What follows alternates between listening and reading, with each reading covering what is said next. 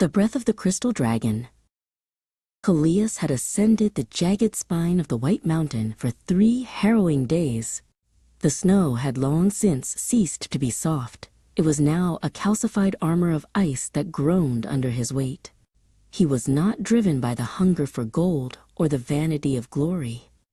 He sought a sanctuary from the hollow silence that had colonized his chest ever since he had lost his rhythm in the mechanical world of men. At the mountain's bruised indigo summit, the sky seemed to collapse into the earth. There, he found the Maw of Reflection, the entrance to the Cave of Mirrors. Callias stood at the threshold, his breath blooming in the frigid air like ghostly white flowers.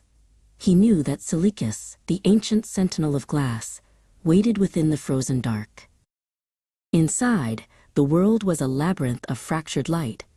The walls were not made of stone, but of polished obsidian and quartz that mirrored his exhausted face 1,000 times. As Callias reached out to touch the surface, a kinetic shiver raced through his marrow. Memories he had buried under layers of apathy began to vibrate within the crystal grain.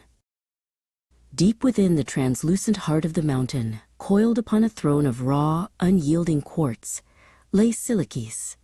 The dragon did not possess scales. His skin was a mosaic of prisms that bled the dim light into a spectrum of violent violets and soft ambers. His eyes, 2 gargantuan diamonds of terrifying clarity, opened to observe the intruder's very soul.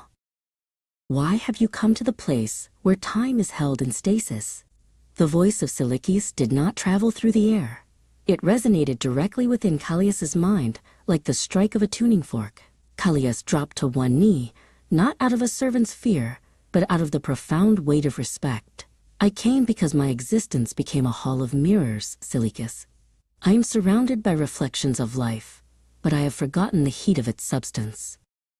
Seleucus shifted, and the sound was a symphony of shattering glass and chiming silver. My breath can crystallize the sun, yet it can also dissolve the most stubborn frost, the dragon pulsed with a rhythmic light. But to reclaim the warmth you seek, you must relinquish a fragment of the internal cold you have so carefully guarded. Callias closed his eyes. Reaching back into the vault of his spirit, he summoned the memory of damp earth after a summer storm and the resonance of a laughter he had tried to forget. He focused on this spark of genuine humanity until it felt like a burning coal in his chest. Then he mentally offered the warmth of that grief and joy to the dragon. Seleucus drew a breath that seemed to pull the very shadows from the corners of the